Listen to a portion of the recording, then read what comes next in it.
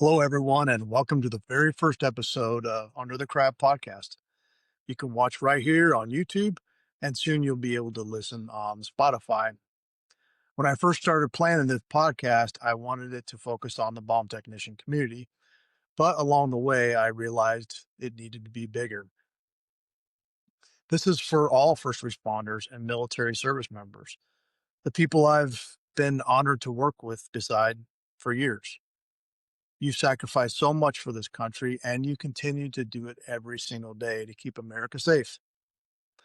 I bring my own background to this with 30 years in law enforcement and 8 years as an Army reservist. I know what it means to be in the trenches. I know what it means to serve. And like many of you, I've seen the darkest sides of humanity. But this podcast isn't about the darkness. No, it's about the light. Your stories, stories of courage, sacrifice, redemption, and resilience. We'll talk about everything from cars to struggles with depression to incredible moments of triumph. And before we start, I want to leave you with this. Don't give up. Times are tough, but the American people need you now more than ever. They need men and women of fidelity, courage, and service standing strong. Without you, our world will fall into chaos. Let me introduce you to my first guest.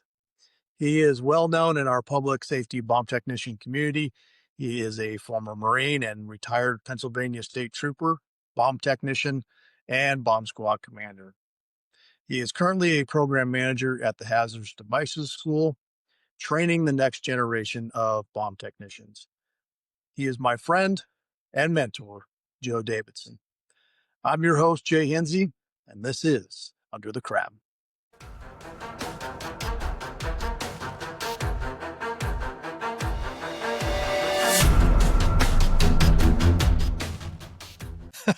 Might as well.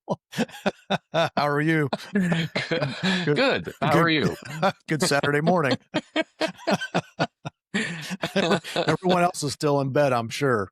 Yeah, probably, right? I know they are here. As a matter of fact, the dogs are probably going to be disturbed, right? You know, everybody's like enjoying their Saturday morning. I'm the one doofus that's been awake for hours. I know. I'm up, probably around 4:35 every morning. So it is Yep. what it is. I try to be quiet, but Yeah, it doesn't always work so well. no, it doesn't. All right. So I have one question before I start introducing. F-150 Raptor or Raptor Bronco? Which one? Oh, wow. Okay. So You've had them both. I've had them So both. I've had two F-150 Raptors in two different generations, right? So same color. no, different color. Different color. Nice try. Nice try. The F-150 Raptor and the Gen 3 is amazing. The F-150 Raptor is way more capable across a broader array of things, right? Hauling stuff, long road trips, whatever. The Bronco Raptor is actually a lot more fun to drive. Really?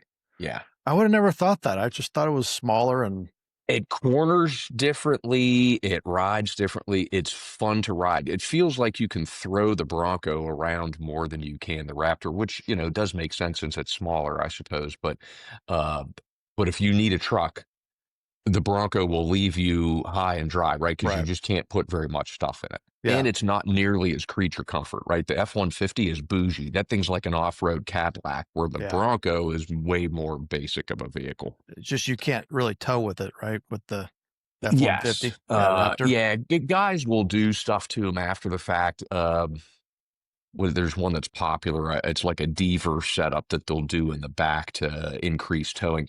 It's not the pole that's the problem. It's that the suspension's so soft that you get a lot of squat in the rear end. Yeah. A lot of guys I work with now, they have like 4 of them have F-150 Raptors. They swear by them. Uh-huh. Good truck. Yeah. We'll see down the road. So you haven't done anything yet? I haven't, as far as getting a vehicle. Yeah, I mean, it was a year ago that you were trying to like figure out what you were going to do. You haven't done anything yet. Yeah, I was looking at scat packs.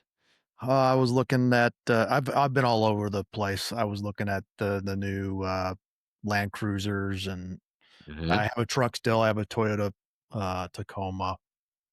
I haven't decided. And then I was out in Phoenix and I rented a F-150, just regular 4 by 4, and loved it. I had it for over a week, and so I changed my mind again, but I don't know. It just depends. What will your garage hold? That's the Well, thing to that's the think about problem. too, I right? don't know. Yeah, my garage, I mean, there's room, but it's not that deep, and I've got a big toolbox. I got my gym in there. Hmm. So the Tacoma fits good, but I don't know if a Raptor will fit. I don't know if it's my own just me in my own head or not, but I swear that garage space down here in the South is smaller than what it was Yeah, up north, right? You know, a two-car garage down here is more like a one and a half car garage up north. Garage doors appear to be shorter and more narrow than what they are up north. So that's a weird limiter too. I yeah. got lucky. My garage is a foot taller than most of my neighbors, Mm. and I did not specify it in the build at the time. I think I just somehow got lucky. Same builder, I ended up with a foot taller garage. Most of my neighbors have to park their trucks outside. I have a feeling that your story today is gonna be a lot of that similar kind of things that happen to you. It Uh, just happens. It just happens. Yeah. Right. Yeah. Somehow fortunate by So somehow, happenstance. I Yep. just for whatever reason. Well, you're, in our community, in our Bible community, you are well known, well respected, Joe Davidson, and, I have the pleasure of getting to interview you again. We did this for, our internal podcast, but now, I get an opportunity to talk to you again. And so before we begin, and I know you don't like it, but I'm just going to go over your bio, and I'll try not to read everything you sent me. But it's a good bio. People need to know who you are. I know. Yeah. So, Mr. Joe Davidson, retired Pennsylvania state trooper with more than 33 years of experience in physical security, counter IED operations, and law enforcement. During his state police career, he served as a patrol trooper, criminal investigator, bomb technician, and commander of the state police hazardous devices and explosive section.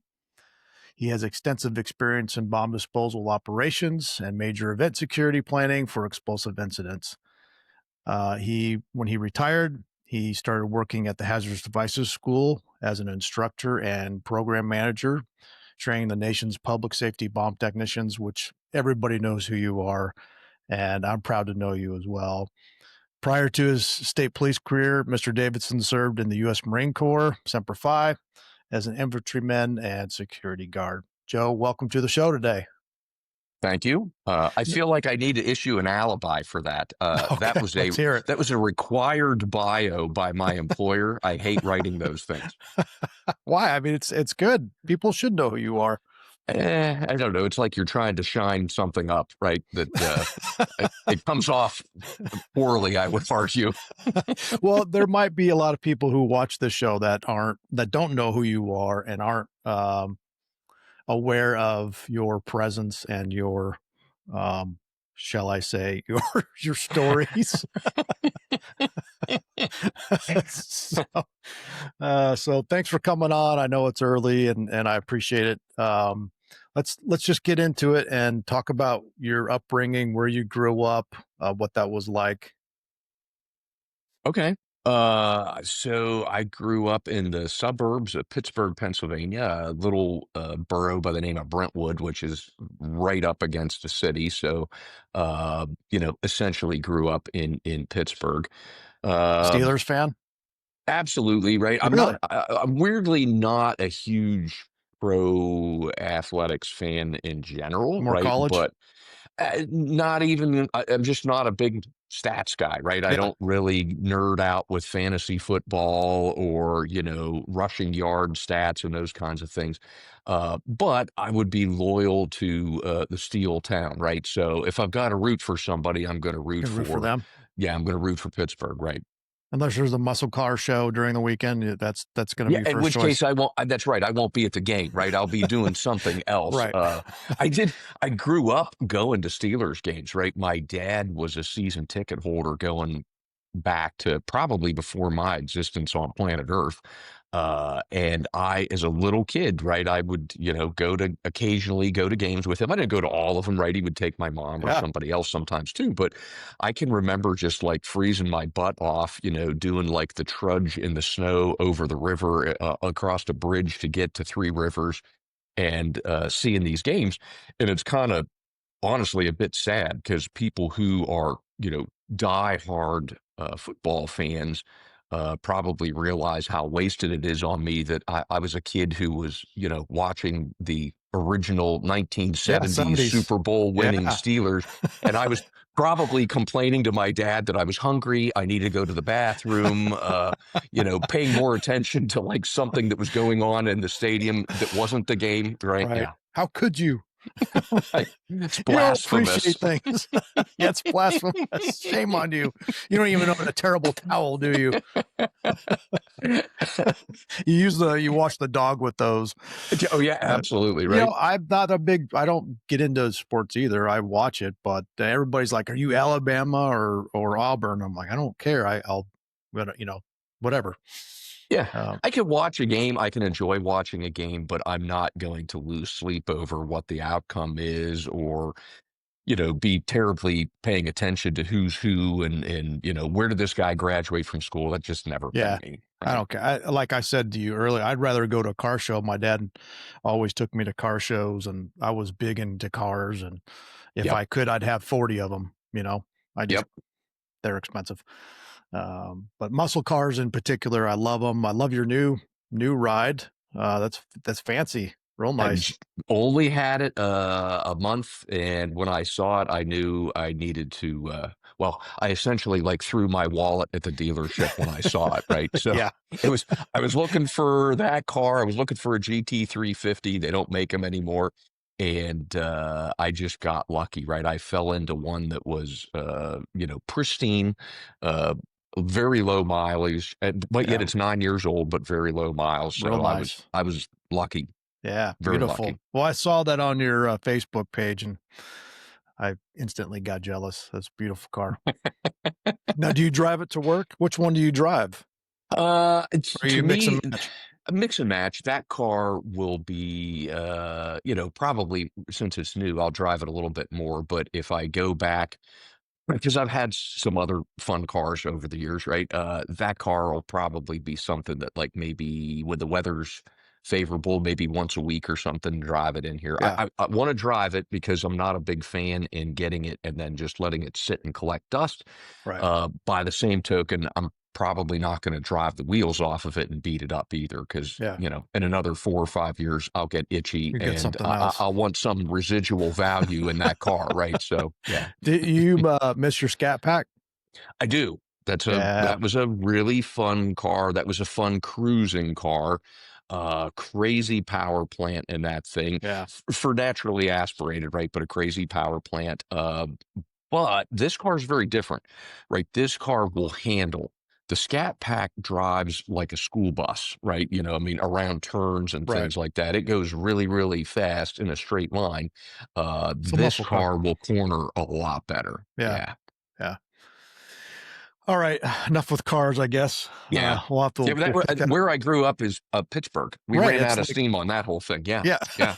Yeah. so, so Pittsburgh grew up in the 70s, 80s, and then what? Where did that lead you? Did you stay there a long time before you went on to Marine No. Corps? Or? Nope, nope. I actually graduated from high school. I was so itchy to get out of school and get on with, what I perceived to be like my life, that I graduated from high school early. Had to go through whatever the hoops were for that. I suppose, I don't remember if the school board had to approve it, but I had to load up on some math classes and some different things to be able to graduate early. And a lot of people smartly do that because, they're going to go to MIT or, anything. perhaps community college. I was on a quest to do that, to become an enlisted infantryman in the Marine Corps, right? Yes. So like, congratulations, pile. 0300, you made it, right? Uh, I just, Congratulations. I, I really just wanted to get on and get moving, which was, a bit weird. I had my parents were fantastic. My upbringing was great. Like, it wasn't like I was fleeing anything other than I just spent my time in high school looking around me and going like, you people are boring. Like, I want to go like shoot guns and Yeah. blow things up and see helicopters and tanks and, whatever crazy childhood stuff was in your head. That was what I wanted to do. So graduate from high school early, went right into the Marine Corps. Immediately recognized the foolishness of that while I was at Paris Island and laying in my rack at nighttime, thinking about the fact that like all of my friends were enjoying like high school senior parties. Right. And yeah, I'm getting streamed at in my underwear in a squad bay. So I realized, man, I might not have thought that through very well. but uh, but it worked, right? Like Yeah.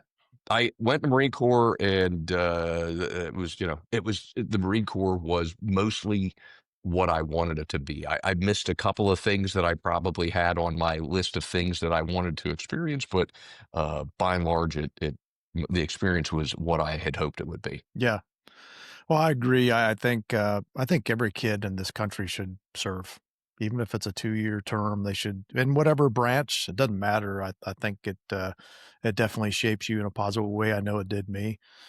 Were your family, mom and dad, or brothers, siblings, anything like that? Were they military or? Yeah, my father was a former Marine. My brother was in the Army. He was a reservist, or I think reserve. I don't think he was guard. He was a reservist in the Army, and my sister was in the Air Force. Oh, okay. So Uh, a lot yeah, a of, little bit of everything, right? yeah.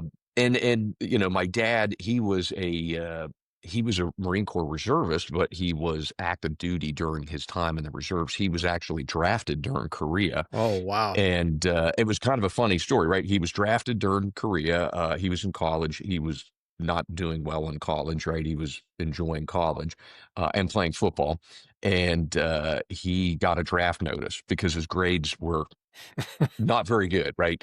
So he went to the draft board, and this is, a story that was handed down to me. So, consider it's like 1951, 52, something like that, 52.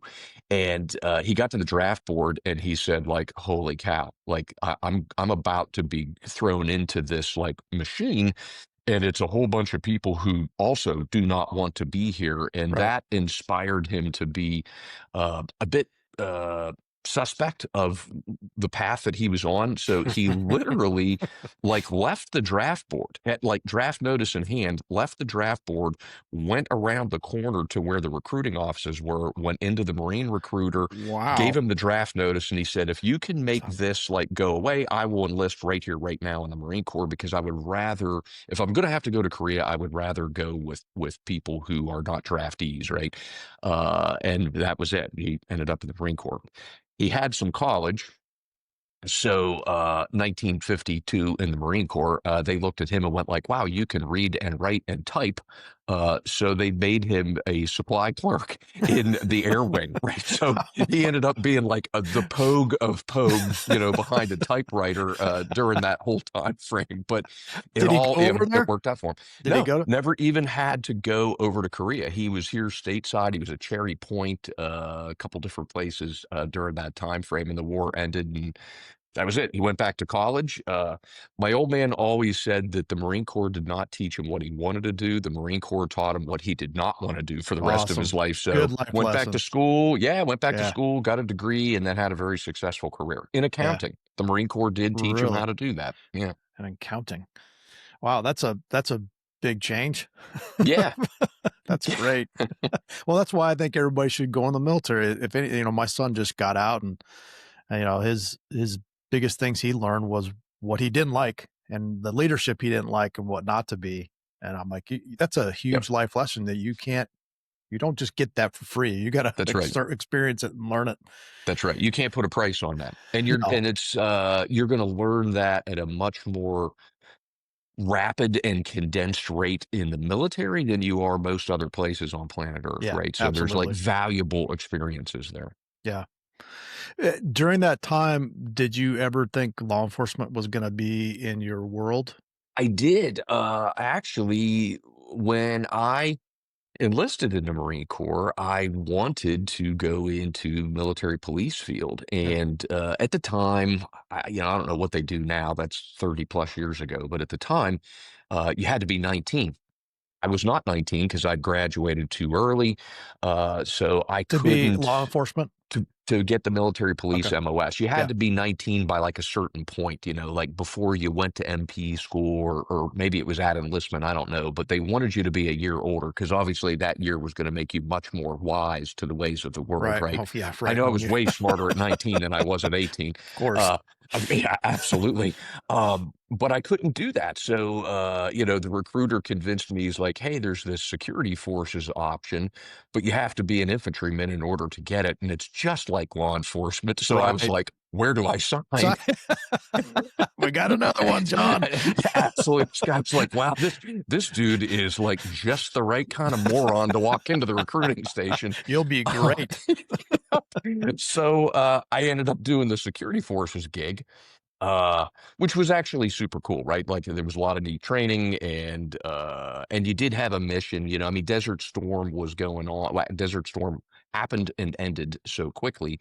Uh, the military was essentially that time frame. You can relate to this. You didn't have a job, Right. right? It's not like guys who are veterans over the last 20 some years where there was a long war going on. If it wasn't for Desert Storm, or a dust up is a poor way to say that, but a very short duration engagement in Somalia, for the most part, you were working a floor buffer and cleaning the bluing off of an M16A2, right? Right. Where in security forces, you did have a mission, right? Like you went to work every day, you had a loaded weapon, and there was a purpose, right? Because you were Right. guarding something that was a strategic asset. Did you So. wear gargoyles? No, I can't say that I did. The crazy, like, original Oakleys were very Yeah. popular at the time, though, right? Like the Yeah, I'm massive, like, Beavis picture and Butthead glasses. Yeah, totally. you'd look good enough. Yeah, absolutely. Uh, yeah, so I did that, met my wife there. We started a In the Marine family. Corps. Yes, yeah, Oh, she okay. was Navy, right? Oh, She was okay. Navy. She Yeah. worked in ordnance, right? So what I was guarding, she was working on. And we had our first child then. So that kind of led to, okay, what am I going to do when I grow up? And 4 years later, at the end of that enlistment, I had secured a job in law enforcement and was getting out of the Marine Corps and going to go start a whole new thing at that point. I don't So know what would have happened had we not like met and started a family. I believe I would have stayed in the Marine Corps, but that oh, kind of forced my hand to go, okay, I need something that's going to be more stable to raise a family. yeah. Yeah. So how did that whole process look? Like, was your, job that you got with the same agency your whole career, or did you move around?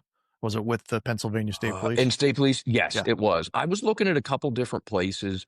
I did not know much about the state police. I knew very little, as a matter of fact, and ironically, I had kind of moved it down on my list of things that I wanted to do because it was important to me that I wanted to be a cop. And growing up in Pittsburgh in an urban part of Pennsylvania, you didn't really get to see what the state police did. So my Yeah. impression was that they were highway guys that, basically just did traffic enforcement. And They are state police, though? Like, they have y- a whole oh yeah, yeah, law enforcement arm? Pennsylvania is like way more policing oriented than it is traffic enforcement oriented, ironically, sometimes to the detriment of traditional like highway presence, to be honest. But I ended up talking to a fella who was a trooper, and he assured me, he's like, "Hey, man, like the odds are you're going to spend way more time at domestics and burglaries and working the crimes code than you ever will working the vehicle code, if if you take this job." So I elevated that to the top of the list. At the time, it also paid better too, right? So Yeah. came home to PA, went to the state police, and then stayed there. Yeah, so what did that experience at the academy, like, how did that all happen for you? You got the job and then what? Yep. It was a super quick transition. I got out of the Marine Corps middle of February, and my entrance date into the academy was the first week of March. It was March 6th, I think. So I was really like unemployed for like 2.5 weeks and went right into the academy, which was actually good, right? Because you go from one regimented environment Yes. into another regimented environment. So Yeah. there was, very little, if any, uh, difficulty is there, right? I mean, it's challenging, but it wasn't like a shock to the senses. Yeah. I can That's what remember. Go ahead. my son's having that shock. He's, he was in for 8 years and now he's not in a regimented group, Hmm. and Yep. so he's experiencing Oh that yeah. right now. So, Yep. yeah, I gotcha. Oh yeah. I remember a guy that I was in the academy with, and our academy was very long, and it was a military academy, right? You were housed there, you stayed there, you were not allowed to leave the campus. It was 7 months long. Uh, you got to go home about once a month on a weekend. You could go home if you were passing your PT tests and runs and all that kind of stuff. And I remember a guy one night. It was evening hours, and we were going down to where the chow hall was to make peanut butter jelly sandwiches or something. And it was three of us, and the three guys, the other two that I was with, were also former Marines. And as Oh we were boy. going down to the chow hall, there was one of our classmates, and he was weeping. He was sitting in a chair by a payphone, and he was crying. And we stopped, and we were like, "Hey, man, like, are you okay? What's the matter?" And it was a homesickness thing, and dealing with the shock of getting yelled at and making your bed and shining your shoes and all this stuff. And I remember him literally looking at us because the Marine Corps couldn't possibly have been this bad. And all three of us started laughing, going like, "Dude, this is great. Like, you We eat love it. pretty good. And yeah, I mean, they yell at you, but nobody's hit me so far. So like that, this is not that bad at all. It's pretty I love easy." this place. Yeah, I could stay here forever. Food's not bad. That's funny. Yeah, the Marine Corps, I guess, does. I mean, I was in the Army. I went through. It was a rough. They yelled at you, Yeah. all that stuff. My Oh, police yeah. academy was the same way. Yep. The bureau was not that way at all. It was like going to college. Very No campus yelling. oriented. Yeah, Yep. very campus oriented. And I was always wondering, all right, when's the screaming going to start? When am I going to, front lean and rest? Like it never happened. Yep. But I'm glad I went through the Army, and I'm glad I went through police academy. It was a great experience for me. It taught me a lot about Yep. myself, and yeah, The police academy to me, the one thing that was unique about it, right? So, basic training is a rarity to see people drop, right? Because you've enlisted, the government owns you, right? right, You can be miserably bad, and they're just going to like mash you into whatever it is they need you to be, right, right? Uh, and it only lasts a couple of months long, right? 2 months to 3 months being the average time for basic training and the various branches of the service.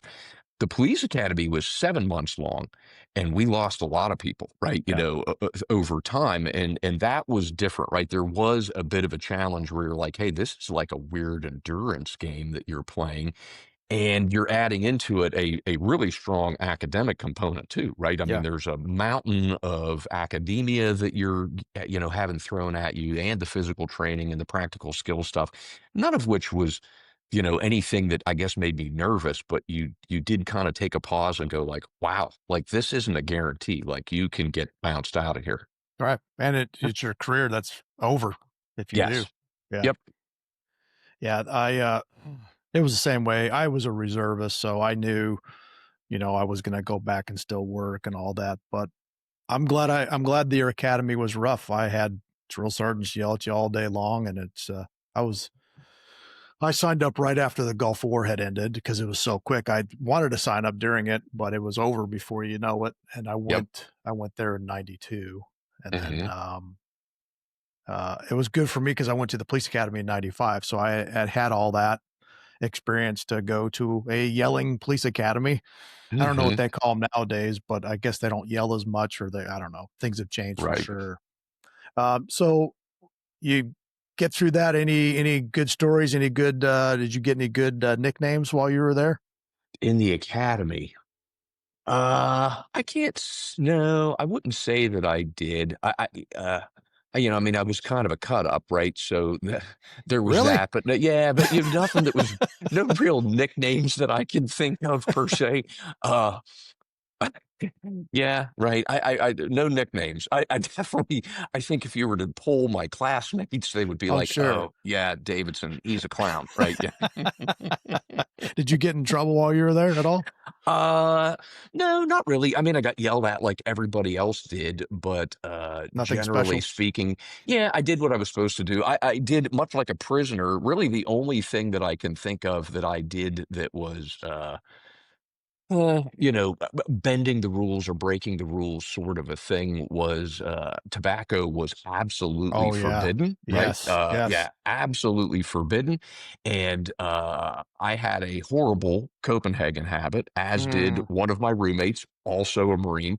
And the two of us, when we would go home once a month, we would each buy a sleeve of Copenhagen, and when we would bring it back on Sunday night, they didn't search you, but your room would get searched. So when they would bring us back on Sunday night, we had this huge, like, industrial tub of like Tide laundry detergent. Oh And man. yeah, like prisoners, we would like dig Stuff. down in there and bury the Copenhagen in there.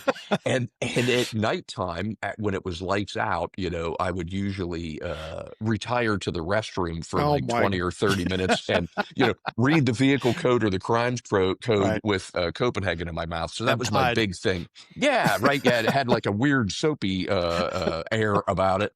But yeah, I thought like, huh, I'm winning here because I'm still doing this and they've not caught me. That was probably my biggest like getaway during my Wow. academy days. Yeah. Well, I got to the end of our first, basic training before you went to AIT, I think it was called. And it was tobacco was forbidden for sure, but at graduation we had our family there and all that. Well, one of the poor guys, he had went to the restroom, everybody was out, and he set his Copenhagen jar at the base of his feet where he was sitting on the toilet. It within sight lines. Within view, Yeah. yes, and, drill sergeant was walking through and saw it. Oh my gosh, and he lost his liberty for the week, like, he was destroyed over this Copenhagen.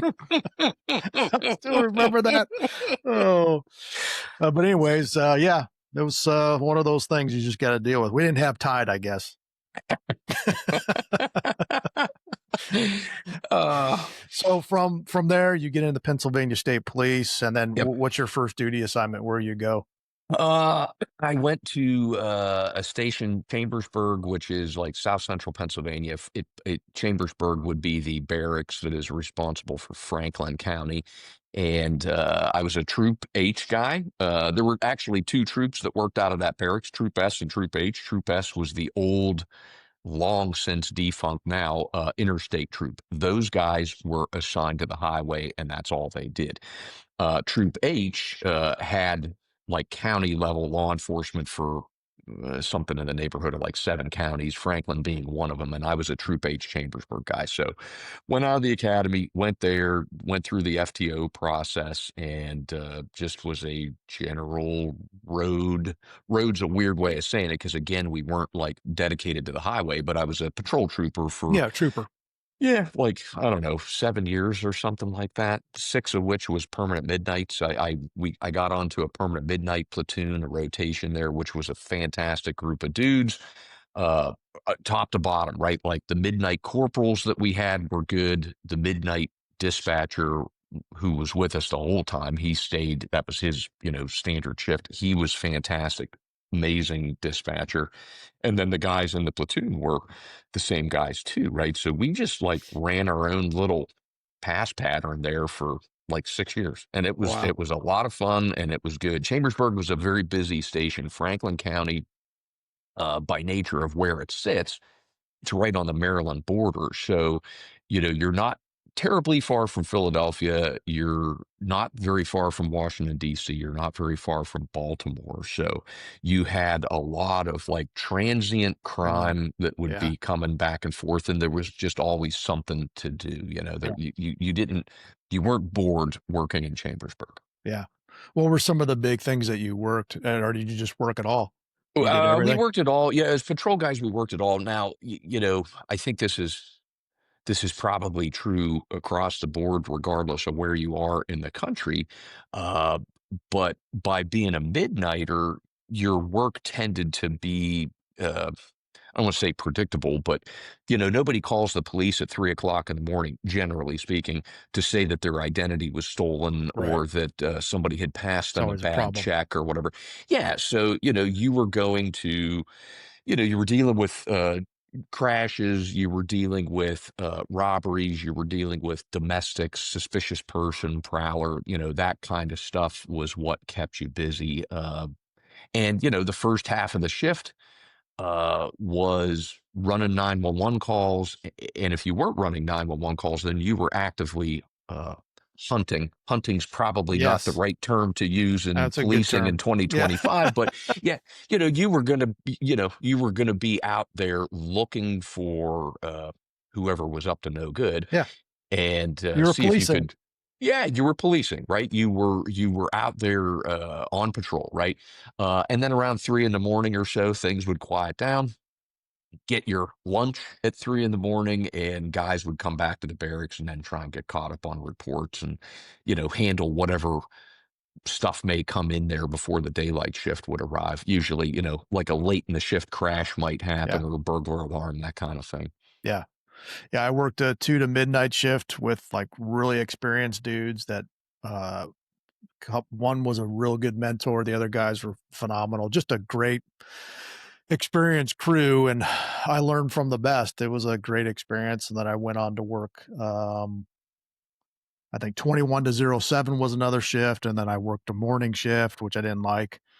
But Oh that, yeah, that two, mornings are awful, yeah, right? it was terrible, terrible. The 2 to midnight was great because you had all the busy times, a lot of good work was going on, and those were good times for me for sure. The Yep. best learning experience for me was during those times. And then I was out on my own 21 to 07 and kind of had to Hmm. figure things out for myself. Yep. So, I despised days. Some guys love them, right? Which good for them. Everybody, you got to fill all these shifts, but I despise days. For me, I worked with a guy that called day shift day shaft, right? Because you come in at 7, and of course, you start right off with a lot of like administrative nonsense. Hey, somebody's got to take the citation folder to the magistrate's office. Um, Now all of a sudden people are waking up and going, hey, my mailbox was smashed overnight, my tool shed was broke into. And it's all these things that have like such a low solvability factor to them that you're going to go take a report with a very low likelihood that you're going to be able to clear this thing by arrest. And it's just not going to go away, right? Like every 60 days or 30 days or whatever, you're going to have to go back and go like, I talked to the victim and they still don't know who did it, and neither do I, right? To satisfy case the closed. corporal. Yeah, right. It was just like miserable, right? Yeah. Yeah. What were some of the you got any good stories for any of those shifts that you can share? Yeah, I mean, chases were always a lot of fun. And those are Now, allowed at the time? yeah, very Yeah. much so, right? Yeah. That was a big thing. PSP was not very restrictive, and truth be told, I think PSP is still uh, pretty pretty open in terms of allowing people to pursue, right?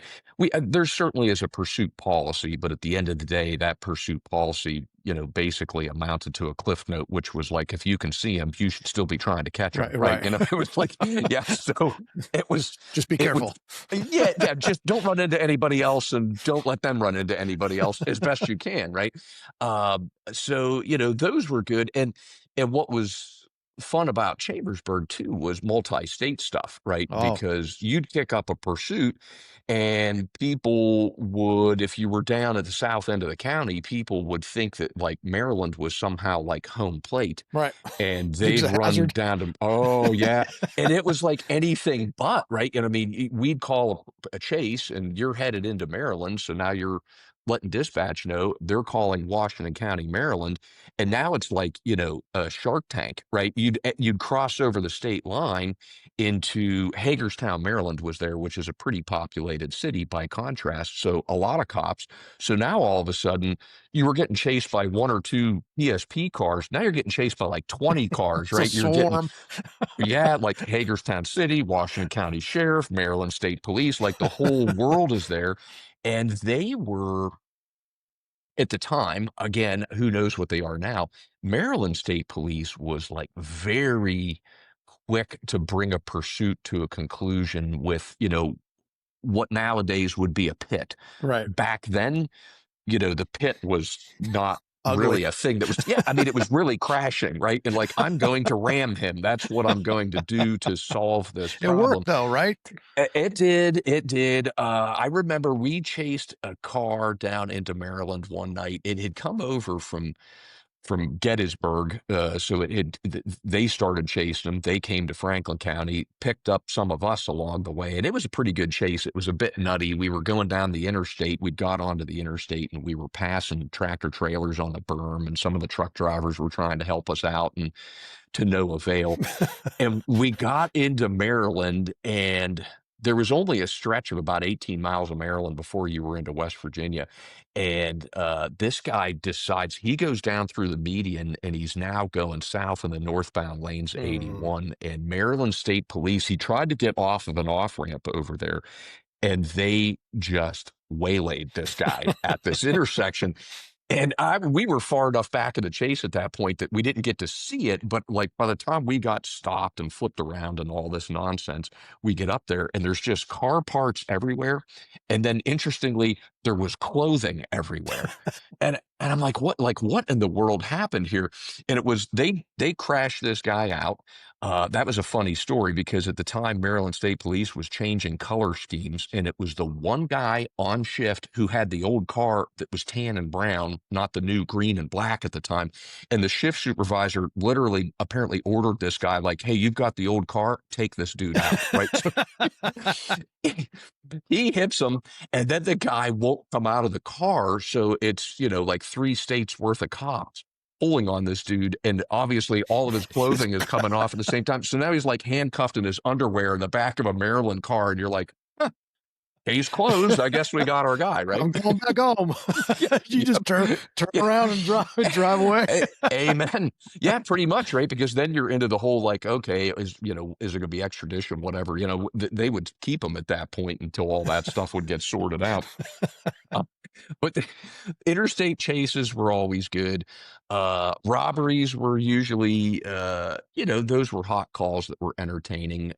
Some of those, you could resolve because you'd pick up somebody after the fact, on shift rather than it being an Yeah. investigation, but actually like do an area canvas And and find them. locate somebody, find somebody. Yeah. Yeah, some of those were pretty good.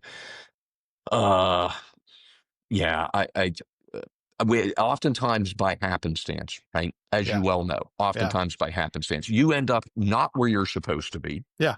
not doing what you're supposed to be doing, Oh yeah. and somehow end up with like the letter of commendation because you accidentally stumbled into the doofus who had done whatever it was they did and accidentally like find one another, right? Oh, yeah. So it's amazing. Yeah. I had two of those. I caught 3 people in a car that had just pulled a bank robbery. That was actually on an afternoon shift. And I should not have been where I was. And the fact that was really what like, caught them as quickly as it had happened. It was an armed robbery. They had gone in with guns, uncharacteristic of a normal bank robbery. They got into the vault. Hmm. So they had a pretty, unusual cash haul out of this thing. And they had apparently left the bank, went to a house, changed clothes, whatever, pile back into the car. The third person wasn't in the robbery. The third person was like a girlfriend. She gets in the car with them, and now they're trying to leave Chambersburg. I was going to court. I was a young trooper, and I had some preliminary hearing or traffic court or something at a magistrate's office that was literally like 20 miles away. Well, probably 15 to 20 miles away. That's where I was supposed to be. And when this robbery went out, I was just so excited to like, thank God it's day shift and something good's happening. Yes. I called and I said, "Hey, call the DJ, tell him I'm not going to make it to court." I flipped around and I drive like, an imbecile across the entire county and would have theoretically not had a chance in hell of catching anybody. And I realized like I'm getting into Chambersburg, traffic's getting dense. I'm in a more urban area. And I was like, I'm going to turn the lights and sirens off because if I crash into somebody, I'm in the wrong. You're I'm toast. kind of, Yeah. yeah, I'm the fool. I shouldn't be doing what I'm doing.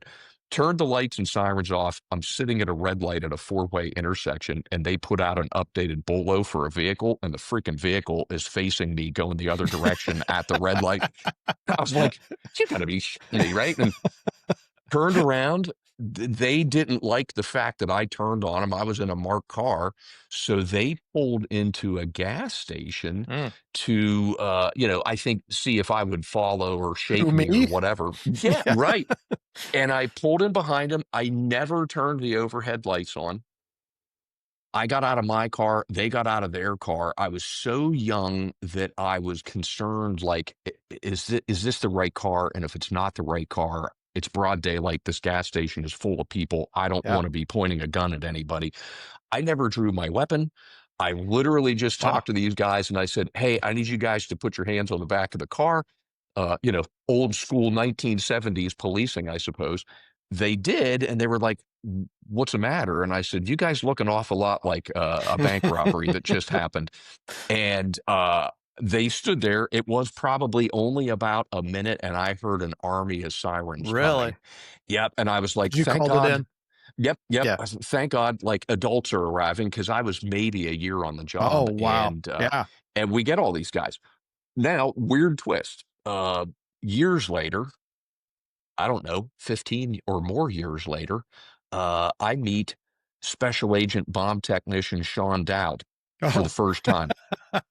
yes, John. Sean and I end up working as bomb techs together, closely for years. And during a detail, we're just BSing about like the early days of our career. Sean was the agent that caught that bank robbery, and it was his very first bank robbery that he ever had. Like, I'm the patrol guy that catches him. Sean's the agent That that actually really? gets to take this thing to federal court, and it was his first one, right? He was learning how to become an FBI agent at that point. And I was like, weird, small world, right? Wow. Yeah, that's interesting story for sure.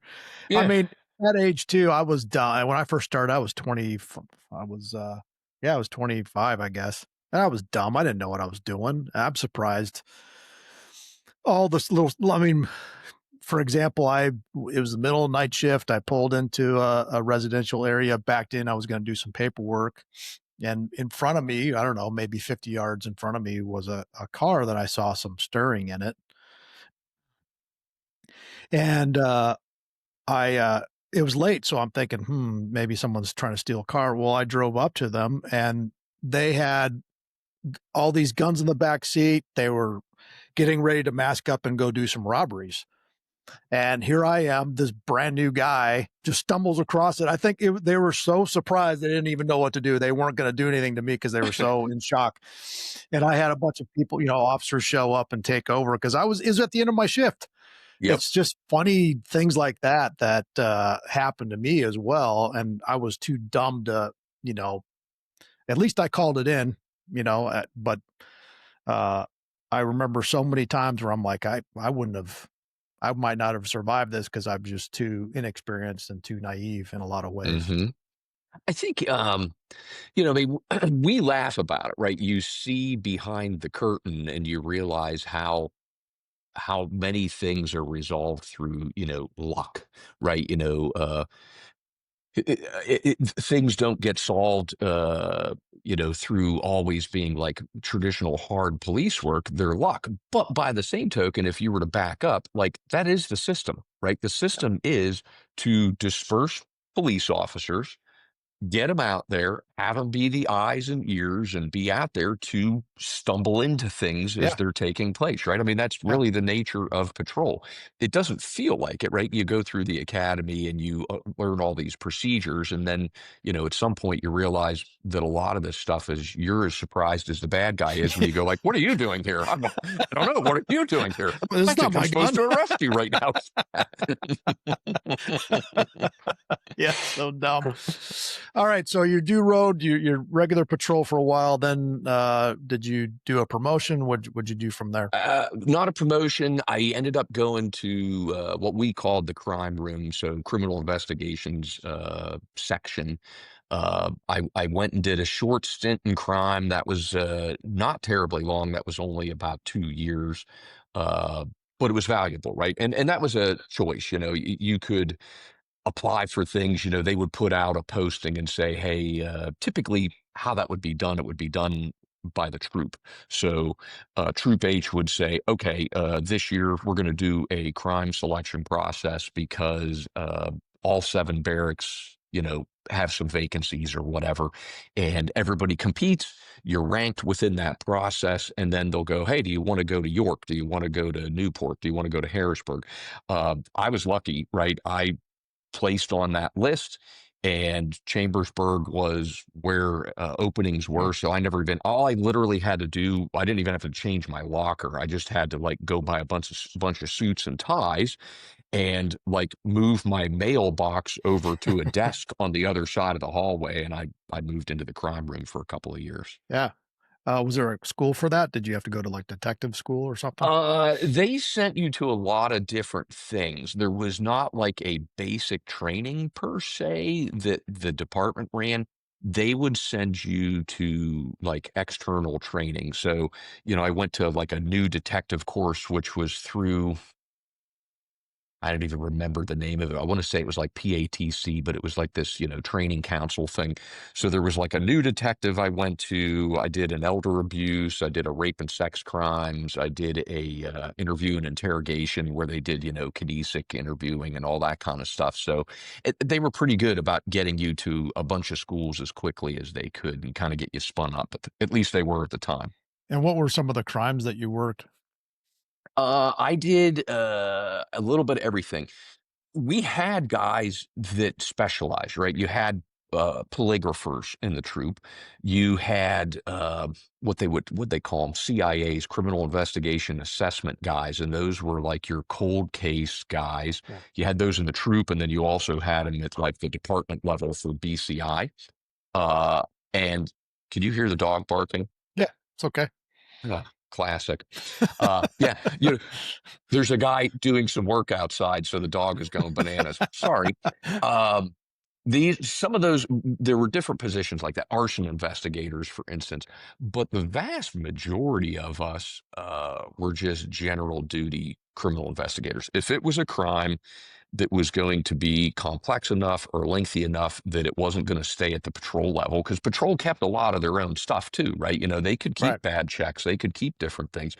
But if it was going to be something that was going to be more time consuming than what a patrol guy should have, then it would go to crime. I got lucky. Lucky's a weird way of saying it, but my wife was going to nursing school at that point. So I voluntarily asked for weekends and night shift. Now, night shift for the crime room was not midnights. Night Yeah. shift was a second shift, right? So I wanted to work 4 p.m. to midnight, and I wanted to work every other weekend so that I could facilitate childcare and those Yeah. kinds of things. So for me, much like the midnight shift, the majority of the stuff that I got was, dead people, sex crimes, and robberies. I didn't get a lot of theft, fraud, and forgery stuff. Computers were, the internet was relatively new at the Yeah. time. So there were people that were dealing with internet crimes and that sort of thing, but That was that rare. wasn't the bulk. Yeah, that's right. That was not the bulk of the work that I had. Most of what I had was dead people, sex, and robberies. It's always that, right? Yes. Power, money, and sex. What's Uh, that? power, Power, money, and money, and sex. sex. Yes, that's right. Any good dead people stories? You have to define good. Well, Good and dead interesting. people generally It's don't not. go in the same way, same I sentence. let me rephrase that. Interesting, or yeah, um, interesting. Interesting dead people stories. you know, You don't have to name we names. no, we don't have to. I think I know where you're trying to go with this. Obviously, um, I had so we can get there. I had at that time, we're talking early 2000s.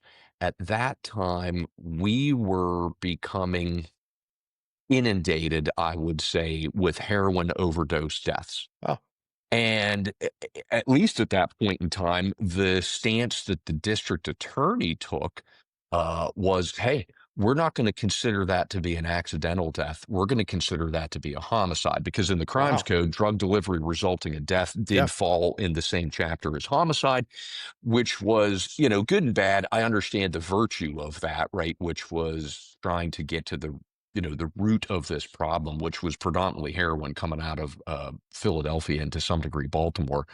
Uh, it, it it really screwed us up because the difference in doing a like equivocal death investigation where it's an accidental death or a suicide or something along those lines, that's like a 5 or 6 typed page report, yeah, right? You can do that in an hour or two if you're, reasonably quick about it. A homicide investigation, yeah, that is binders of yeah. typed information and requirements to gather more information and so on and so on. So we were getting just absolutely hammered there for a little while With heroin. with heroin, What right? kind And of it was heroin like was it? I'm not a dope guy, Okay, right? So I predominantly what we would see was powdered heroin, okay. but it was coming out of Philly and Baltimore, and they were claiming at the point that it was like some of the more pure heroin that was entering the country in terms of potency. And what you would see is you would see these kids would start snorting it and they would very quickly graduate to shooting it, Yeah, right? So shooting they it were then converting it over to the liquid form and making it injectable. And, the tragedy was unbelievable. It was over the top. was devastating.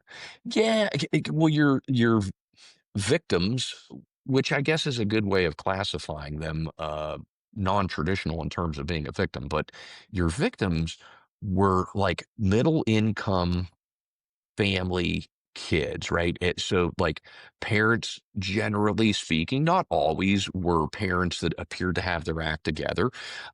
They were kids who had opportunity at their fingertips, uh, but yet, they went to the wrong party at some point and they snorted heroin Yeah, and that was it. almost immediately developed an addiction.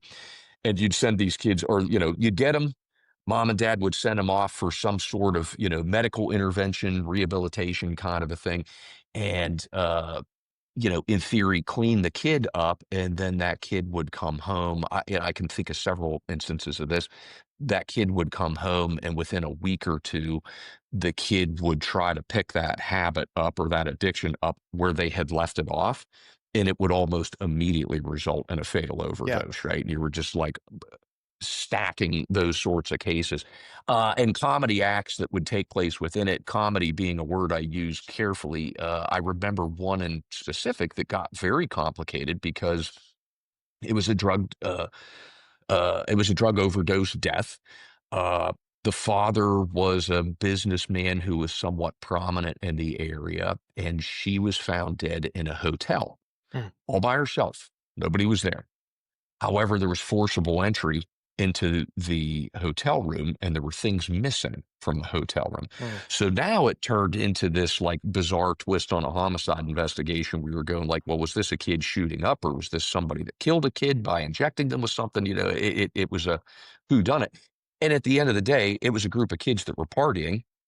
She passes as a result of this, ingesting heroin, and the kids around her panic, leave the room, the door locks behind them, and now they realize that they've left purses, cell Oh phones, my things like gosh. that Yeah, that to would kick it. identify them. So they kick the door in to get the stuff in an effort to clean the crime scene up. And, that kind of stuff just became very time and labor intensive to try and sort out like what was actually happening, and what was part of the criminal justice system that needed to intervene, and what was just stuff that was just tragedy that really you couldn't intervene with at that point. So Yeah. I was a DRE for a couple years out in Tucson, and I stopped someone and, did the whole investigation, ended up finding black tar on them, black tar heroin, which that was the first time I've ever seen it. But they were driving, like they were on the roadways. yep, And it was unbelievable. The their physical abilities at the time were unbelievable. How they got in a car and were barely able to drive down the road. Obviously, they were stopped, but yep. it's that was the first time I'd ever seen black tar, and especially on board, somebody. So Yep. it's a terrible drug. I don't know if that's a big thing anymore. Is heroin making a Yeah. comeback, or is that I all don't know, fentanyl? right? I think, yeah, right. A lot of that's like synthetic. I'm certainly far removed from that game at this point, but synthetic stuff. The other thing that I think that, the common belief is, there are drug dealers in the world that are bad people, and then there are these good people that, get hooked on whatever the drug happens to be. And as you well know, man, those lines get so blurred. Yeah. For us, our drug dealers in Franklin County, again, circa 2002, 2003, our drug dealers were not these guys coming into Franklin County with, large quantities of heroin. Our drug dealers were 17, 18-year-old kids who had a habit, and they would drive a couple of hours into Philly or into Baltimore, and they would buy a bunch of stamped bags full of powdered heroin for, I'm going to make up prices, but let's say $10 a bag or something like that. These tiny little stamped glass, not glassine, but like wax paper bags, and they would get enough to support their habit, and then they bring it back for their friends. And when they brought it back to Franklin County, a 2-hour drive away, now the $5 or $10 bag that they bought is now worth $30 or $40. Mm, Those were your drug dealers, right? There's not like a network. It's an entire culture taking place that you can't like knock one person off and solve yeah, the problem, they're right? everywhere. Just doesn't exist. It's Yeah. an epidemic. Yeah. So you worked um, like regular homicides, assaults, ag assaults, all that kind of Yep. work? Yep. Had those sex crimes. Thankfully, the sex crimes were usually not always. There are examples to the contrary that can be a bit haunting, I suppose. But usually, working that evening shift, it was adults that were involved, like your child centric sex crimes tended to be things that came in during the day because they were notifications through a school or notifications through a county children and youth or something to that effect. The ones that I was catching were things that were, an adult and an adult oftentimes, not always, but um, not terribly complex, right? Like, what took place. It's pretty easy to prove what Yeah. took place. Now it's the matter of like, well, why did it take place? Was there consent? Was there not consent? Who's telling the truth? Who's maybe stretching the truth? That sort of a thing. That was the difficulty with those. Um, when did you get the sense that this the bomb technician world was something you'd be interested in? Did that happen during that time that you were working in investigations? Yes. Yes, it did. Long story short, because I feel like I'm doing all the talking. Uh, but Well, maybe that's the it's way fine. this is I'm supposed to interviewing you. work. Yeah, maybe that's how this is supposed to work. It is. Um, yeah, it's like I feel like I'm dominating this. I'm like a really rude conversationalist. Um, I was I had an interest from the get go. Had I stayed in the Marine Corps, one of the things that I had been exposed to was explosive ordnance Mm. disposal, both Navy EOD and then to a lesser extent Marine Corps EOD. Like when you go through the School of Infantry, there's, was a training day where like EOD taught you, about IEDs and so on and so forth, even back in the, 1991. And I always thought that was super cool. The issue was in the Marine Corps, you can't enlist in the Marine Corps to be an EOD technician. So you had to be of a certain rank, right? And I just didn't have that rank at the time where I was going to be reenlisting, which I got out anyway. So I always had that interest. The department did not have a bomb squad, which is a bit hard to believe, right? I mean, PSP is a huge institution. I want to say PSP consistently ranks as like the eighth or ninth largest police department in the United States Oh, of America, right? I Yeah. didn't know they didn't have a bomb squad. Yeah, they didn't, right? So now part of that was because there were several military installations in Pennsylvania, Fort Indian Town Gap, Letterkenny Army Depot, Tobyhanna Army Depot. All of those places traditionally back in the day had U.S. Army EOD companies or, you know, detachments that were there. So the Army was our bomb squad. Hmm. And if you were in like the outlying regions of the state, I say outlying, but, not central to the state, Philly, you had some police bomb squads there, Erie, Pittsburgh, so on and so forth, that, you could get that service when you needed it, right? You could get it either through the Army or through another agency. So the department just never saw that Yeah, as a priority. yeah. Um, 9/11 happened. It became apparent as these EOD companies were drying up, either no longer in existence in the case of Letterkenny or I think Toby Hanna back in the day. Uh, but the guys at the Gap were deploying. And the department came to the realization that they had to do something. Yeah. So the early 2000s, right after 9/11, Yeah. they explored this idea, hey, we're going to get a bomb squad going, try to figure out where to put it. Uh, the usual debates, does it go in the Bureau of Criminal Investigation with the arson people, or does it go to special operations with the SWAT guys and the K-9 guys? Where are you going to put this thing? Uh, they finally sorted all of that out and they put out a posting for it. That would have been in November of 2002. And I had a fire marshal, an arson investigator that came to me. He gave it to me, right? He actually pulled the posting off the cork board, brought it to me, and he's like, "Hey, man, I think this is something you might want to look at. You might be interested in this." And he gave it to me. That week, I got a homicide where I was the lead, right? I was the affiant for this homicide, and I just became inundated with that particular investigation. And it was a month or so later as I managed to kind of like dig through all of the paperwork that's generated by something like that.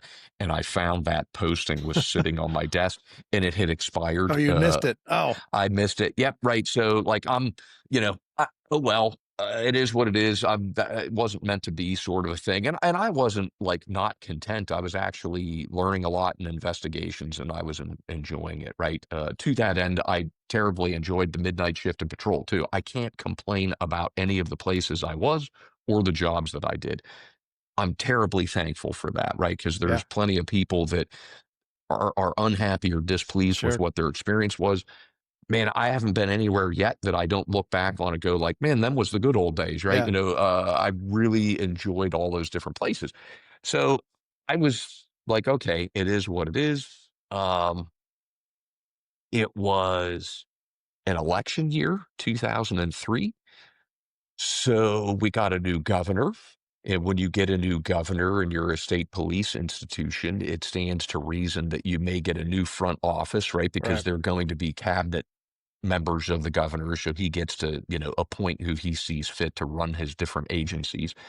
Uh, so we got a new command staff with that new governor, and they ended up putting a timeout on the formation of this new unit. It was a timeout across everything, right? Any new Right. endeavors to the organization were basically like frozen in place for the new administration to look at it and decide that if it was going to be, something that they wanted to follow through It's with. good for you. Good for me, because then in the spring of 2003, they turned it back on again and they reposted it. I was able to put in for it, right? Yeah. And then selected for it in the fall of '03, got selected and, off to the races then So in the you were a bomb plank squad. owner. Yes, Yeah, that's absolutely, right? wow, that's great. Yeah, we formed the bomb squad with four guys. This is really kind of funny, right? We formed the bomb squad with four guys, a corporal and three troopers. I was one of the troopers. And we had two part-timers that were SWAT guys because we were based in special operations. So we were, kind of hand in hand, awkward bedmates, but kind of hand in hand with the SWAT guys or CERT guys. Uh, that was it. It was the four of us. And after we all transferred in there, because it was a full-time position, right? I was Yeah, transferred from the troop to special operations. I go to work at a different place. I wear a different uniform, yeah. the whole nine yards. Uh, when we got there, it was probably like the first month or so, we called up to Fort Indian Town Gap. And we wanted to talk to the 756th EOD company because they had been doing the lion's share of our bomb disposal work. Yeah. And we wanted to go see these guys. So we set up like a meet and greet. We go up to the Gap, which wasn't very far drive at all, like 20 minutes. And we meet the first sergeant up there. And I remember the department had been telling us that we would be lucky if we got like 10 to 20 calls a year. And that was them searching their database that apparently didn't have the word bomb in it anywhere because their search was like way off the mark, right? We meet this first sergeant, and one of the questions, was a natural question, which was like, how many calls did you guys run last year that the Pennsylvania State Police called you for, or a local police department that didn't have a bomb squad that would now fall to us, right? And we all almost fell over when he told us in the year of 2002, 756 had ran over 400 calls for service that Wow. year. Yeah, we were like, we're going to need more people, right? Because That's this is that's crazy.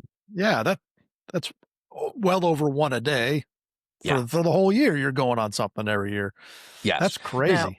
that was also the year immediately to follow 9/11, right? Yeah, So, okay. the Yeah. calls were, the nature of those calls was probably a bit inflated, let's say. Everybody thought everything was a bomb. Everybody thought that, Osama bin Laden was hiding behind every, fire hydrant. So, A bunch of um, homeless, people's clothing and suitcases. yeah, right. But we, eventually over time, we expanded in several different ways over the years.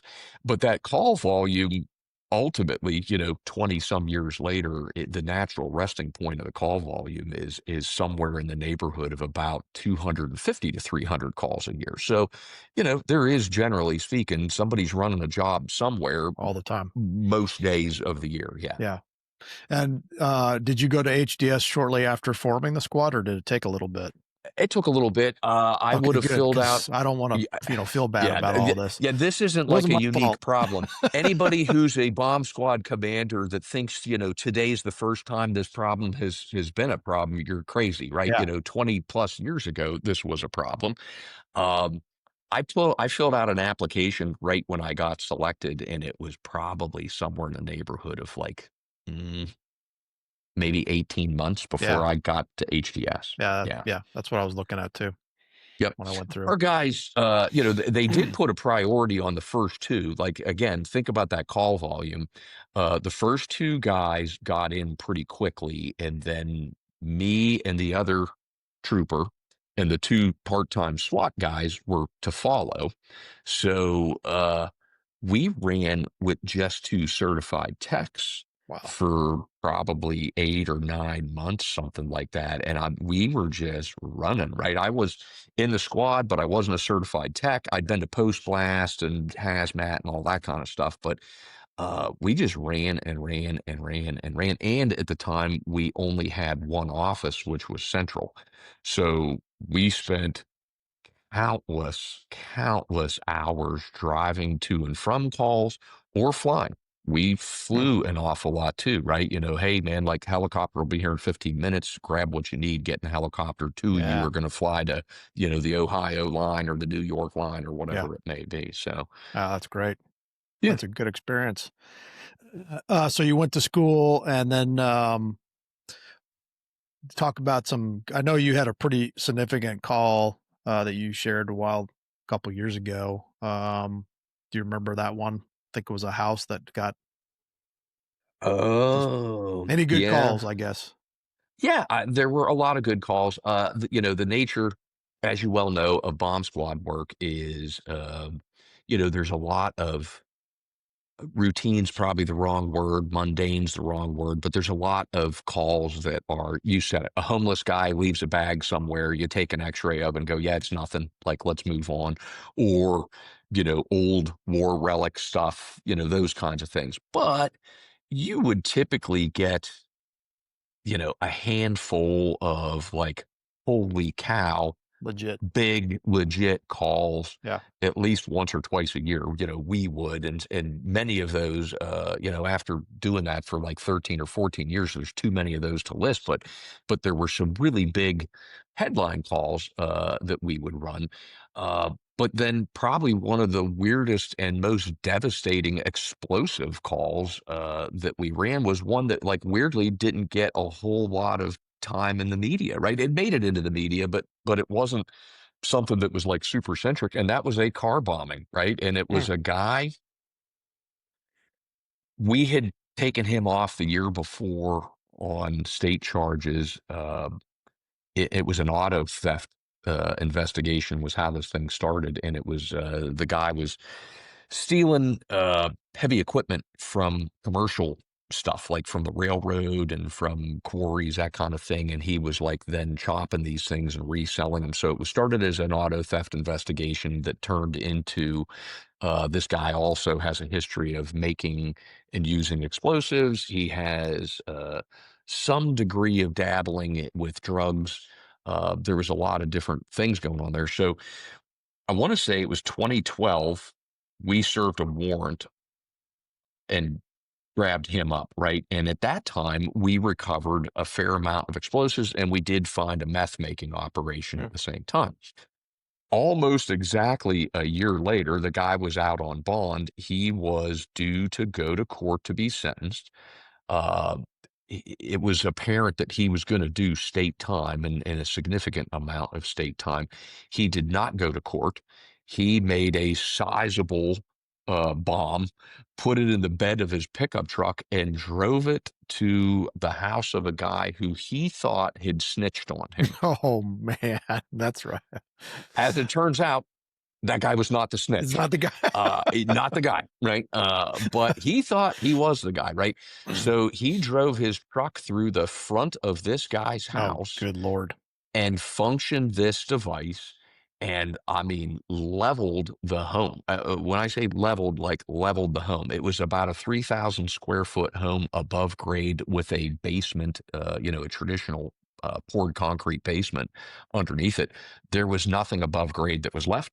The blast wave moved parked cars that were in the front of the home. Uh, Did he kill the guy instantly inside? Weirdly, no. He instantly killed himself, Right. because he actually functioned the device. It was, it was a kind of a novel design that he used in terms of fusing this thing. So he was right there in the truck or at the truck when he functioned the device. He was killed instantly. The guy there were two people in the home. There was a man and his son, his teenage son. Uh, the man was injured pretty significantly, but lived. The son came out of it with like some superficial wounds. It was crazy. Like, this kid went up with the house, and when the house came down, gravity, going to be the thing that wins. When the house came down with the kid, a portion of like roof eave, as I understand it, was like where this kid lands, and the roof eave comes down with him, and the kid ended up with like a bad Wow. dash or something on his head was all it Jeez. was. Yeah, it was nutty. That led to, a frenzy of search warrants that evening. I want to say Aurora, Colorado had happened Mm. not too terribly long before that. So, we were along for the ride on everything, because it was like this guy's made a significant device. Yeah. It stands to reason that he's booby trapped his house. He had used other family members' property to build the bomb. There may be booby traps there.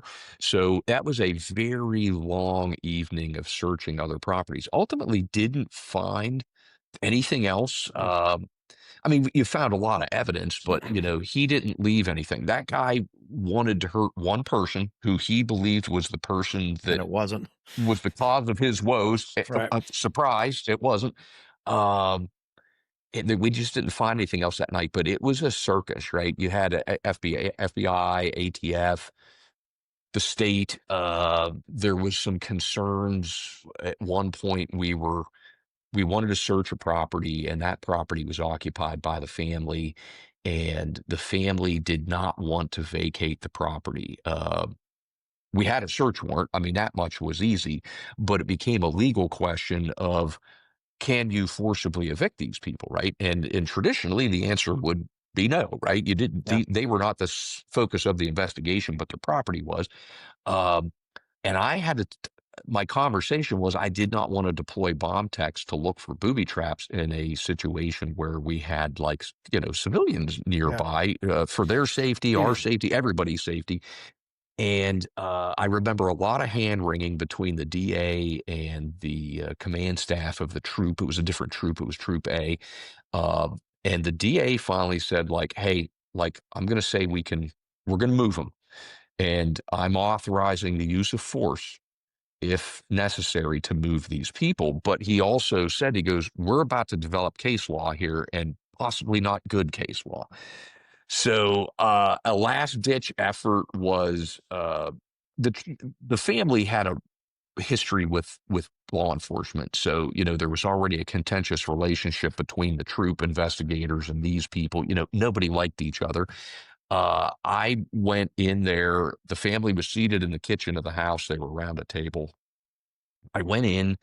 First time the family got to meet me, and I had interviewed the bomber the year before, and he actually was like a personable dude. He was kind of a funny guy, right? He actually was really funny. I remember like laughing quite a lot during the interview with him. So I walked in, and there were troop detectives in there, the family, and I just introduced myself, and I started off with saying, "Hey, I'd like to open up with my condolences." Right? I met him last year. I met your family member last year, and I actually enjoyed the time that I spent with him. He was a terribly funny guy, and I'll never forget talking to him. And the matriarch of the family cut me off, and she goes, "I like him. What do you want me to do?" And I said, "Well, I'd really like for you to get out of this house so I can send some guys in here and make sure that everything is safe. But I said, I'll make you a deal. If you want to pick a family member, I'll be at the command post. I'm not doing the searching. Guys, troopers, bomb technicians will be doing this search. I'll be at the command post. If you want to leave a guy with me so that the family has like some oversight as to what is going on and what sort of decisions are being made, I'm happy to accommodate that. They were like, cool, give us 5 minutes. We'll get out of here. And like, Uncle Bob here is going to stay with you. And the whole thing was like diffused Yeah. quickly. And it wasn't me, right? It just took an independent person who did not have their emotions involved Right. and not have like the history of like, hey, I've arrested you before. Yeah, you're right. You have arrested me before. Just a fresh face that was like, I don't know anybody and I'm just trying to do the right thing here. And Right. and everybody was like super cool about that, right? Like that was a huge like shining moment that night where it was like, ugh, okay, we've got a lot of problems, but that problem's taken care of, Yeah. right? You So humanized it. That's good. yeah, Were you the commander at the time? I was. Yep. Okay. So how did getting the commander role happen for you? It's traditional way, right? Through retirement. The lieutenant, who was the original commander, was also the SWAT commander. CERT is what it's called in the department. Bob Queen, Lieutenant Bob Queen, easily the best lieutenant I ever worked for in my life. I think the world of the man, right? He's long since retired now, but he's still around enjoying his retirement. Bob retired, that would have been 2009, and they decided that they no longer wanted the CERT East commander to also be the bomb squad commander. It was simply too much work, right? The Yeah. call volume was too much. CERT was running hundreds of jobs a year. The bomb squad's running hundreds of jobs a year, and it was just too much. So it was an opportunity for them to like create a bomb squad commander from within. And I studied for a promotion exam at the direction of Bob and was lucky enough to get promoted. And they were like, okay, cool, this is going to work out. Like, you're now the bomb squad commander. Bob's going to hold your hand until he Oh, retires. that's great. So you And didn't we have to did go back a to the road or anything like that. no Yeah, that's great. promoted. It was a very, very good, Yeah. very good. And how long did you do that role for? Well, until retirement, right? So that would have been, I became the commander. Bob retired in early in '09, but they named me as the commander in the summer of '08. I retired late fall 2015. So like do that math. What is that? Like 7 years and Yeah. change, something Okay. like that. I was the commander. Yeah. And at what point did you realize it was time to retire? Was that just a time thing or was it No. Uh, opportunities or yeah, it was totally driven by the nature of how our retirement works. okay. Our retirement, like most agencies, whatever the deal is the deal. And our deal is one where um, when you reach that retirement eligibility age, for time, years of service, and so on and so forth, if you do not walk out the door and take it while you're there, you can, in essence, like suffer some penalties, right? Mm, The things, I don't know if it's by design, but it basically inspires you to like go because otherwise you could suffer some financial setback as a result of it. The only reason that you would stay would be because you're anticipating promotion that would be significant enough of a promotion that you're going to out earn, whatever you've previously earned. yeah. So in my case, I'm a sergeant in the bomb squad. Ain't nobody promoting me to go run a crime room or a patrol section because I've been away from those things for way too long. So my odds of promotion were slim and none, which also I wasn't interested in anyways. I couldn't be a lieutenant and run the bomb squad, and I couldn't be uh, I wasn't suited to be a lieutenant, nor would I wanted to someplace else. So it just didn't make sense. So long story short, I wasn't going to make more money. What kind of stunted that a bit further was we'd had some major incidents the year before that kind of colored what my income was. So it just was like the time was Just there. time. The retirement counselor was like, hey man, like you better figure out what else you're going to do because you ain't going to do this any longer. And that was like very bittersweet, Mm, very bittersweet. I loved that job. I loved the organization. I don't mean that like a weird, like company man, like bootlicker kind yeah. of a thing. I just like special operations was full of tremendous people in all the different organizations within special ops and the bureau director, the division commander, division director, they were all just fantastic, right? Yeah. And I was crazy happy. Like I was not really ready to go. I remember walking out the door with a box of stuff to get a ride home because I'm leaving my bomb squad Yeah. F-350 Ah, kind of a thing, right? With all of my gear that all had your been my gear stuff. for years, all my Yeah. stuff, right? Like you get married to that Yeah. stuff, right? You really do. Absolutely. Like that's my Yeah. vest, that's my helmet, those are my night vision goggles, so on and so forth. Um, I'm getting that ride home, and I was walking out with like my last box of trinkets and horse shit from my desk, and the electronic surveillance section was in special operations, and their sergeant, a really cool dude, he sees me and he stopped me to go like, hey, congratulations, whatever, because they'd had like a retirement luncheon the day before. I couldn't talk to this dude, right? Because I was just like so lost, right? I was like Life's this is what over. yeah, this is what I do, right? Like Yeah. you're taking like the only thing that I probably am good at because everything else I do, I'm an idiot. And it's like, well, this is over. Like, what the frick, right? Yeah. I knew I had jobs lined up, uh, but they're not the same, right? Yeah, it's a brotherhood. It's not the same. When you are not operational anymore, it's just that part of your life's over with. And Yeah. it's hard to let that go, especially as you just said, being around some amazing people, men and women that you've worked with, put your life in their hands over the years, and now you went from something to nothing, Yep. in one day. That's rough. And I think a lot of our community, from what I'm seeing and hearing, and they're struggling leaving. They're wondering if they should leave. What are they going to do next? Can they find jobs that they can use this skill set? And Hmm. so I guess my next, questions would be: you've retired. What hope can you give, our generation of men and women who are getting out of this world? What can they do? Like, what are some opportunities that you know of? The skills can they use out there as they've So people retired? that are leaving departments, you're Yeah, saying, they're retiring, they're off the bomb squad, like that part, just like you mentioned, right? they've turned in all their gear, and now hopefully they have an opportunity, but they can still stay in the community somehow. Yeah. What do you think that looks like?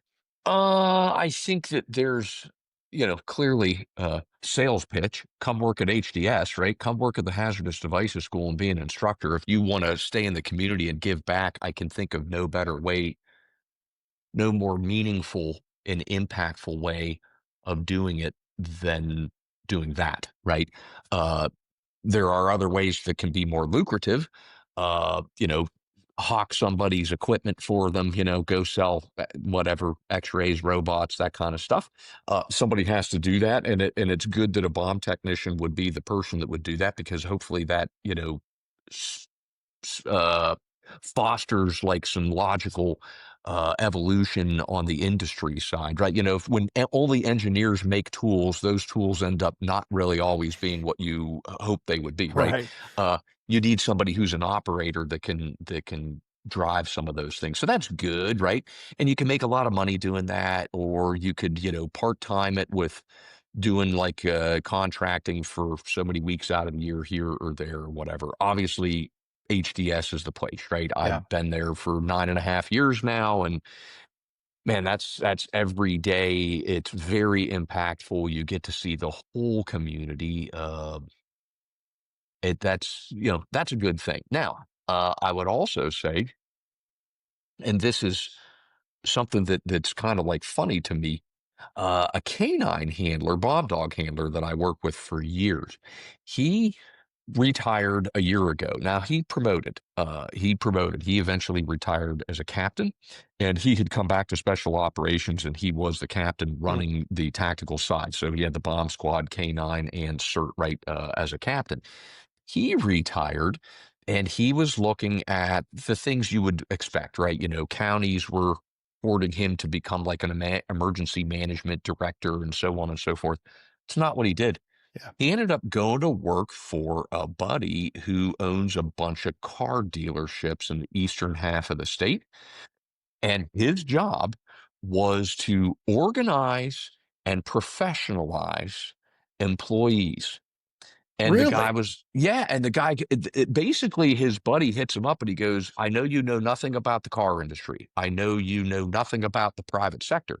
But he said, here's the problem, right? Like, I get bad employees and I have supervisors that aren't trained to be supervisors, that don't know how to deal with bad employees. And like, how do you Yeah. achieve, performance levels and so on and so forth? And he's like, what I need a guy who's come from that like state police institution where you know how to do that, There's right? rank and order, there's a Yeah, there's process, rank and order. I need you to come in here, much like a Catholic school teacher, right, and establish something that resembles like accountability and standards and, supervisory oversight. Yeah, So, interesting. so I think, it's going to depend on the person. There's a lot of different places to go.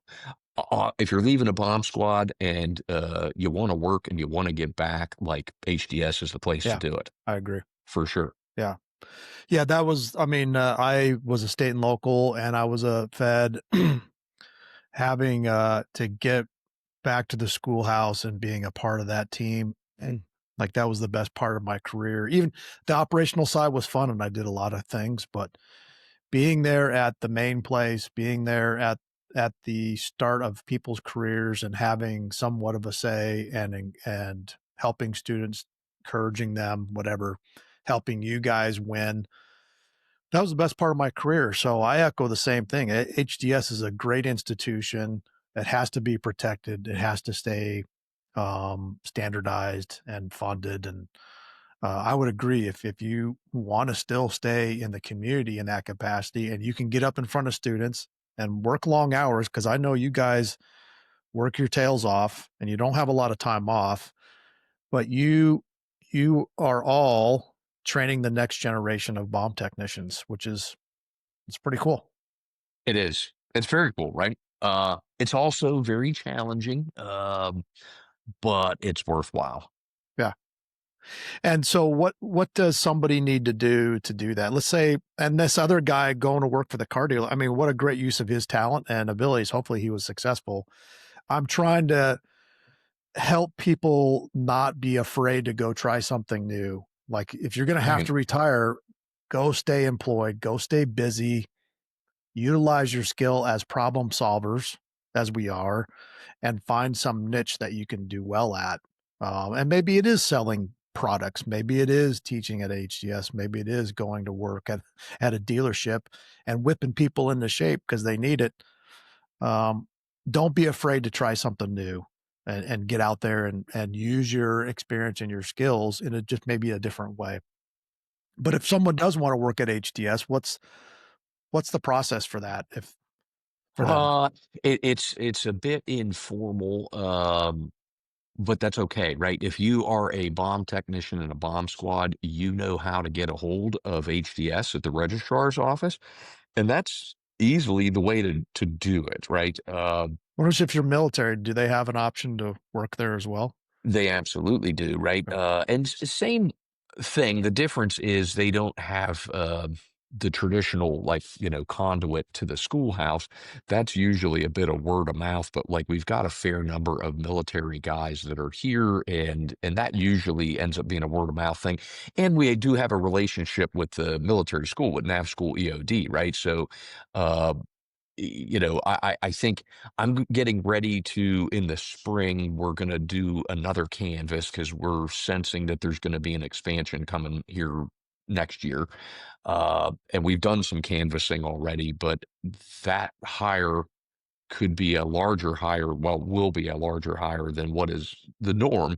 So we need to keep canvassing. And one of those is probably going to be us sort of, reaching out to NAV School EOD and going, hey, like, I don't know who's got like the mass email distribution list down there, but I need somebody to forward this like introductory email out to everybody down there and basically say, if you're getting out, if you're retiring, call us. If this is something that you would like to do, if you want to stay in the bomb disposal community.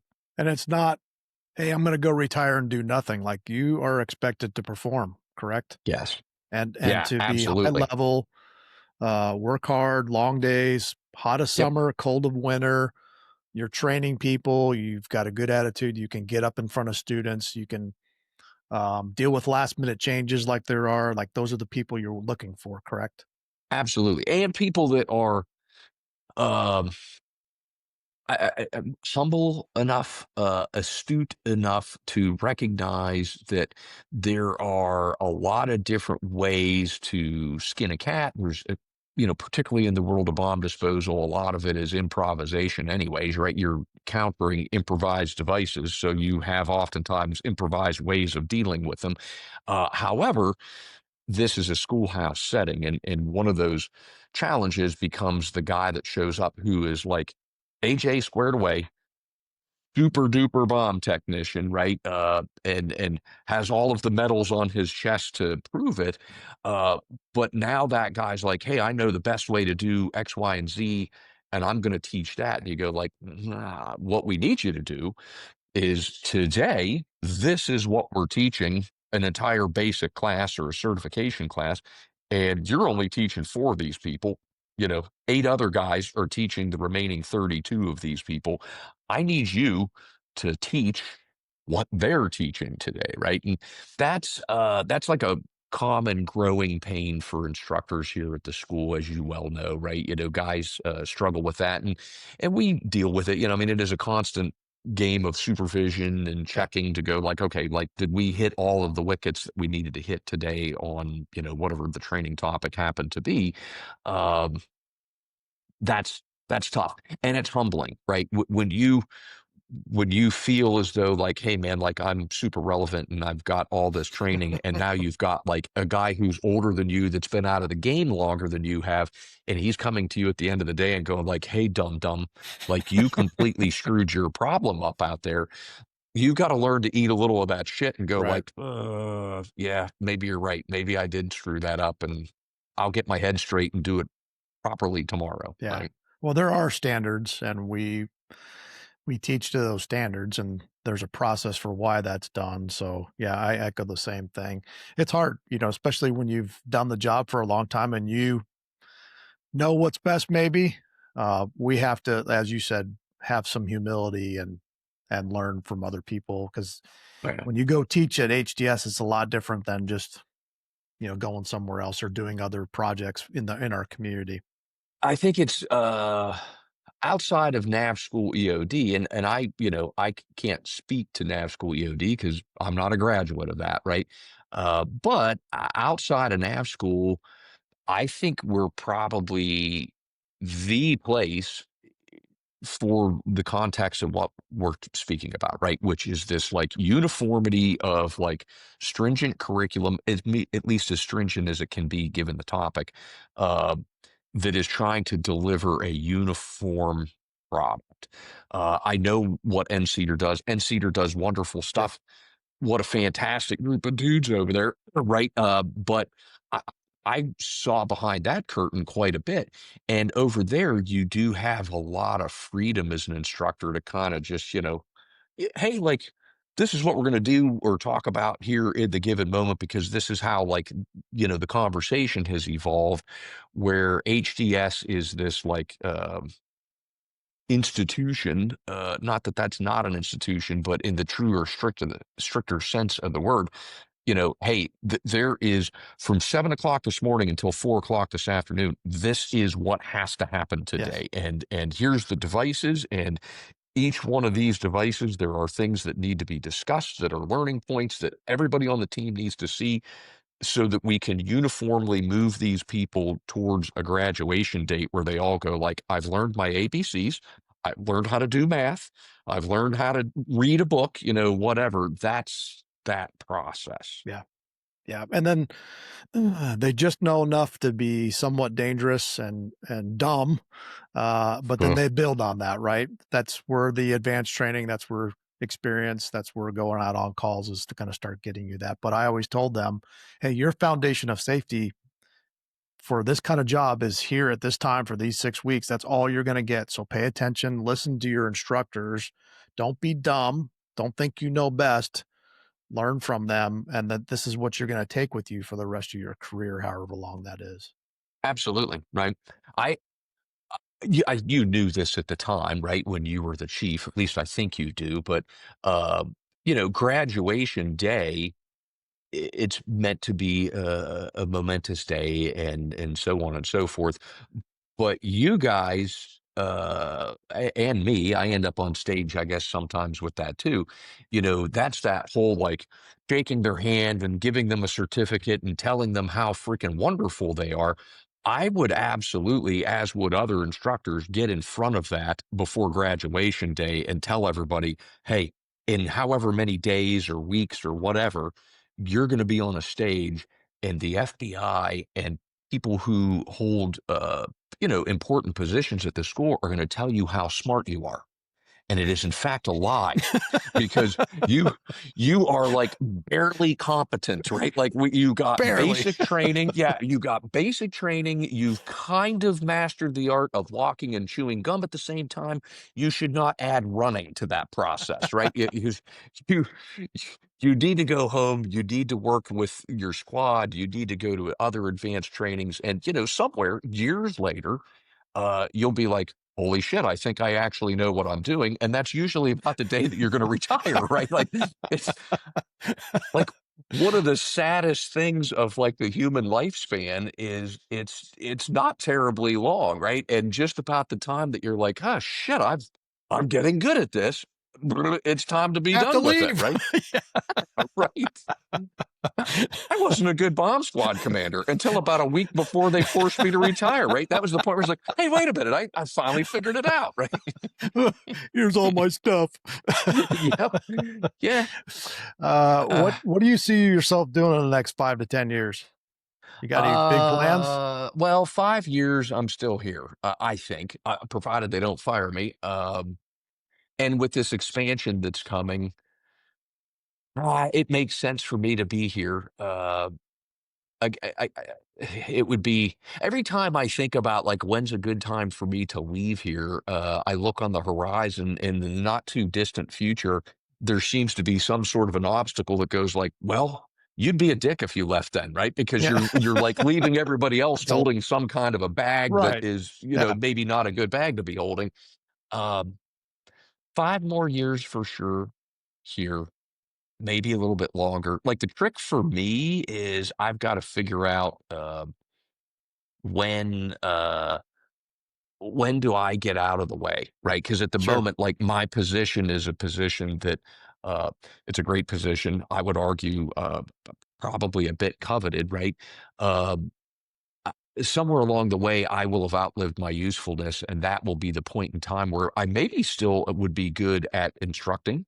I Yeah. maybe still would be good at fabricating or whatever. Probably not fixing robots. That's not something I'm ever going to be good at. Uh, but when do I do that? Like, when do I go? Hey, like let's pick somebody else and let them like Yeah.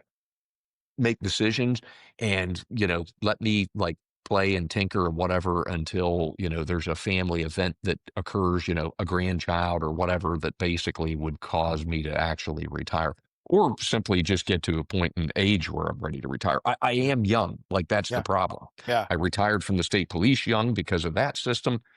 I've only been here for just shy of a decade, so I'm still young. Yeah. That's good. Well, I always end my interviews with asking one question, and that is, what is one thing that you've done in your life to win at life?